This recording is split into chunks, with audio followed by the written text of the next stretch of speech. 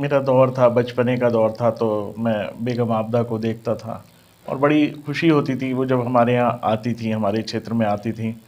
तो एक अच्छा लगता था कि ठीक है, हम लोग की रहनुमाई करने के लिए कोई ना कोई तो मौजूद है। और ऐसा आया कि जब मन्नानी मियाँ खड़े हुए और हमारी कौम जो है वो जज्बात में आके 40,000 वोट उनको दे देती है और बेगम आबदा जो है वो हार जाती मान सकता। और अगर आंकड़े देखेंगे तो शायद आप भी इस बात को मानेंगे कि मुस्लिम तादाद एक अच्छी मात्रा में है और जिसके ज़रिए सांसद बना जा सकता है। ऐसा बेगम यहाँ पर सांसद रहीं, तब तक कोई भी रोज़गार जो है वो इस तरीके से चौपट नहीं करे गए थे।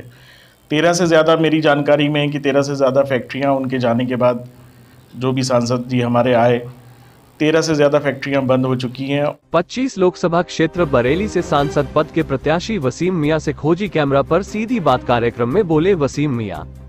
सर, आपका परिचय जानना चाहेंगे? जी, मेरा नाम वसीम मियां है, मैं बरेली से ही हूँ और मेरी क्वालिफ़िकेशन जो है मैं IT इंजीनियर हूँ और आज की डेट में मैं लोगों के बिज़नेस जो है वो डेवलप करता हूँ। वसीम साहब, आप एक पढ़े लिखे कारोबारी आदमी और एक इंजीनियर होने के बावजूद आपको चुनाव के मैदान में निर्दलीय प्रत्याशी के रूप में क्यों आना पड़ा? देखिए, एक मेरा दौर था, बचपने का दौर था, तो मैं बेगम आबदा को देखता था और बड़ी खुशी होती थी वो जब हमारे यहाँ आती थी, हमारे क्षेत्र में आती थी। तो एक अच्छा लगता था कि ठीक है, हम लोग की रहनुमाई करने के लिए कोई ना कोई तो मौजूद है। फिर हमारी कौम, आपको पता ही है कि जज्बाती कौम है। एक दौर ऐसा आया कि जब मन्नानी मियाँ खड़े हुए और हमारी कौम जो है वो जज्बात में आके 40,000 वोट उनको दे देती है और बेगम आबदा जो है वो हार जाती हैं। तब से जो है मैं आज तक देखता आया कि मैंने कोई भी मुस्लिम सांसद बरेली से नहीं देखा, ना कोई हिम्मत जुटा पाया, ना कोई आगे बढ़ पाया। तो उसी परंपरा को तोड़ने के लिए मैंने ये कदम उठाया कि कम से कम 89 के बाद कोई ना कोई मुस्लिम सांसद तो होना चाहिए जो हमारी कौम की रहनुमाई कर सके और हमारे मसले मसाइल को हल कर सके। वसीम साहब, ये एक ऐसी कॉन्स्टिट्यूंसी है जगह से लगातार बीजेपी के 8 बार सांसद रहे और लोगों को ये उम्मीद नहीं है कि यहाँ से कभी मुस्लिम सांसद होगा, ऐसा लोग तसव्वुर भी नहीं करते हैं। और इस दौर में आप ये सोच कर के मैदान में आए हैं कि मुस्लिम सांसद बन सकता है, क्या कारण है? देखिए, ऐसा नहीं है कि कुछ भी इम्पॉसिबल है और मैं लगभग 5 साल से सभी विधानसभाओं के गांवों में दौरा कर रहा हूं, देख रहा हूं, लोगों से मिल रहा हूं। तो मुझे यही लगा कि जो हमारा रेशियो है वो लगभग 48% है और अदर रेशियो 52% यानी 52% है। तो अगर हम एकजुट हो जाएंगे तो मुझे नहीं लगता है कि कोई भी मुस्लिम सांसद बनाने से रोक सकता है। बस ये है कि एक भ्रम फैला दिया गया है कि आप थोड़े से हो, कुछ नहीं कर सकते, ऐसा कुछ नहीं है। और गांवों में इस वक्त एक बयार सी चल रही है कि लोग चाह रहे हैं कि कोई उनका अपना कैंडिडेट आए जिसके लिए वो वोट कर सके। देखिए, अगर देखा जाए तो सबसे ज़्यादा तादाद जो है वो आपके बरेली शहर में मुसलमानों की है और उसी हिसाब से कैंट में भी है, मीरगंज में भी है, भोजीपुरा में भी है, नवाबगंज में है। तो मैं ये नहीं मान सकता और अगर आंकड़े देखेंगे तो शायद आप भी इस बात को मानेंगे कि मुस्लिम तादाद एक अच्छी मात्रा में है और जिसके ज़रिए सांसद बना जा सकता है। ऐसा कुछ नहीं है कि ये सब एक भ्रम फैला दिया गया है कि तुम कुछ नहीं कर सकते, तुम थोड़े से हो, तुम्हारे अंदर वो चीज़ है ही नहीं।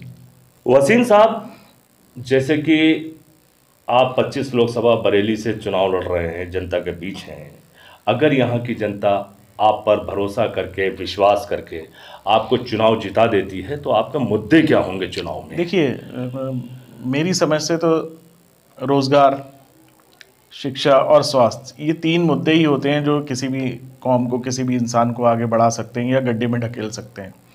जब तक हमारी आबदा बेगम यहाँ पर सांसद रहीं, तब तक कोई भी रोज़गार जो है वो इस तरीके से चौपट नहीं करे गए थे। 13 से ज़्यादा, मेरी जानकारी में है कि 13 से ज़्यादा फैक्ट्रियाँ उनके जाने के बाद, जो भी सांसद जी हमारे आए, 13 से ज़्यादा फैक्ट्रियाँ बंद हो चुकी हैं और उनमें जो काम करने वाले लोग थे वो ज़्यादातर मुस्लिम थे। तो इस तरह से मुसलमानों की कमर तोड़ी गई। रही सही कसर अभी पिछले 10-12 साल में जो है ये एक्सपोर्ट बंद करके जो ज़री का काम था, बेत का काम था और जो छोटे छोटे कुटीर उद्योग थे वो सब बंद करके मुसलमानों की कमर तोड़ दी गई और इनको आगे बढ़ने से रोक दिया गया। आज मुसलमान जो है वो सबसे ज़्यादा इन्हीं चीज़ों से जूझ रहा है। अब जब यही सब चीज़ें नहीं होंगी तो वो क्या शिक्षा लेगा, क्या अपने स्वास्थ्य पे ध्यान देगा। फिर कहा जाता है कि मुसलमान जो है इस तरीके की लाइफ जीता है, मुसलमान ये कर रहा है, मुसलमान। तो जब कमर तोड़ दोगे उनकी तो वो किस लायक बचेगा। और मेरा सबसे ज़्यादा जो है फोकस रहेगा रोज़गार पे, जो बंद पड़े हुए रोज़गार हैं या जो एक्सपोर्ट नहीं हो पा रहे हैं। तो मैं एक बरेली में एक ऐसा हब बनाऊंगा और मेरी पर्सनल एक हेल्पलाइन भी चलेगी जो लोगों को रोज़गार मुहैया कराएगी। उसके अलावा उसी हेल्पलाइन के ज़रिए जो है मैं लोगों को स्वास्थ्य के प्रति जागरूक करूँगा। बहुत सारी चीज़ें ऐसा होती है कि लोगों के खेत बिक जाते हैं, घर बिक जाते हैं और उनका इलाज नहीं हो पाता। तो मैं कुछ ऐसे रास्ते उसमें बनाऊंगा कि लोगों को एक अच्छा जो है स्वास्थ्य मिल सके और कम से कम में वो अपना इलाज करवा सकें। उसके बाद आता है कि सबसे जो बेसिक स्टार्टिंग ज़रूरत है वो है शिक्षा। होता क्या है कि जब रोज़गार नहीं होता है और घर में लोग हैं और खाने को नहीं है तो वो बच्चे शिक्षा से वंचित रह जाते हैं और छोटी छोटी जगहों पर जाके वो मजदूरी करना शुरू कर देते हैं। सरकार दावे तो बहुत करती है कि हम बाल श्रम को रोक रहे हैं, लेकिन वो ऐसा कुछ नहीं कर पाती है। और सबसे ज़्यादा बाल श्रम के अगर मजदूर देखने को मिलेंगे तो वो मुस्लिम में ही मिलेंगे, क्योंकि उनके पेट का सवाल होता है। तो मैं चाहूँगा कि उस में सबसे ज़्यादा उस क्षेत्र पे काम करा जाए कि छोटे छोटे बच्चे जो हैं जो शिक्षा से वंचित हैं उनको शिक्षा की ओर अग्रसर किया जाए और उनकी तालीम पे सबसे ज़्यादा ध्यान दिया जाए कि उन्हें किस तरीके की तालीम दी जाए। उसके अलावा मैं एक ऐसा हब बनाऊँगा कि जहाँ से बच्चों को जानकारी मिल सकेगी। होता क्या है कि हमारे सराउंड में कुछ लोग जो होते हैं वो चाहते हैं कि बच्चे आगे बढ़ें, पढ़ें, लेकिन उनके पास ये जानकारी नहीं होती कि वो किस क्षेत्र में जाएं या कहाँ से उनका कौन सा फॉर्म भरा जाएगा या उनको आगे की अच्छी शिक्षा किस उसमें मिलेगी, किस विभाग से मिल जाएगी। तो वो सारी जानकारियाँ मैं उस पर अवेलेबल करवाऊँगा और ज़्यादा से ज़्यादा लोगों को शिक्षा की ओर अग्रसर करूँगा।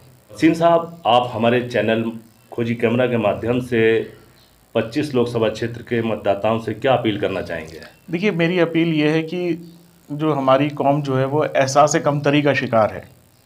उसको ये लग रहा है कि हम कुछ नहीं कर सकते, हम बहुत थोड़ी तादाद में हैं और हमारा सांसद नहीं बन सकता है।